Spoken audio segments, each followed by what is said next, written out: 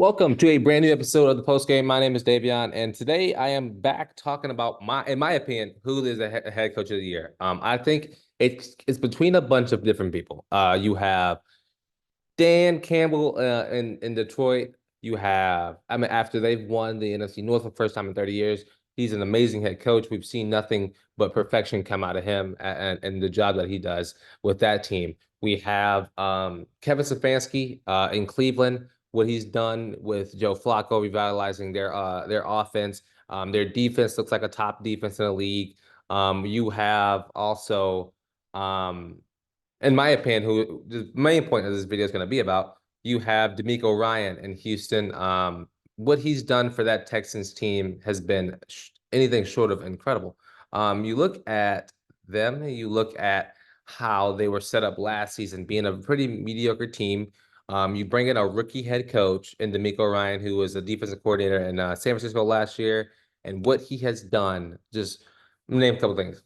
Going out and getting the first pick in the draft, and then trading for the second pick in the draft, picking up C.J. Stroud, Will Anderson, like that was a ballsy move, and for off rip, that was you just didn't expect that from him at all. But then you look at the team that he's built and what they are building, the culture they're building there, and they have a very high-powered offense that, in my opinion, there is no restraints on C.J. Stroud. They allow him to play the game that he wants to. They allow him to be the man that he wants to, and you are seeing it. We are seeing. I mean, before he got hurt, he was putting up MVP caliber numbers. I know it's crazy to say a rookie quarterback is putting up that caliber numbers, but he was. I mean, right now they're tied, but they're in third place. They're tied though in the NFC or in the AFC South with an 8-7 record, just like the Colts and the Jaguars. Do I think the Jaguars are that good where they'll keep that? No, I don't think the Jaguars are good or relatively that good at all. They've lost their last 2 weeks. They don't look good. I think the Colts, this ain't their year, especially after Anthony Richardson went down, but they're still continuously still thriving, even without him. But I think when you look at DeMeco Ryan and what he's done, no one expected the Texans to really flip a switch and be above 500 this season. And right now they are. And I think, that is why I would elect to make him defense or coach of the year. But some more honorable mentions. You have Sean McVay, what he has done with that Rams offense or Rams team that no one thought was going to be really relevant this year. I personally didn't think they were going to be that good. I thought they were going to, just lay down and just be bad for a season or so, but they're not. I mean, they are what you call he's coaching his ass off.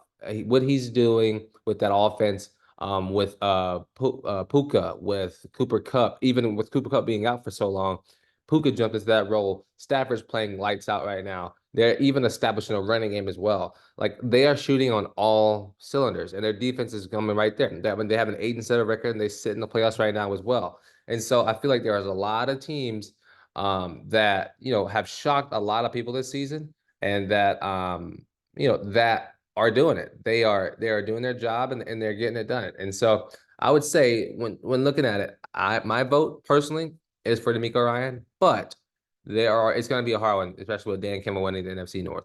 So yeah, let me know who you think should be the NFL coach of the year. I'm excited to hear that. I'm excited to hear what you all have to think about that. But yeah, I've been your host, Davion. This has been the post game. Peace.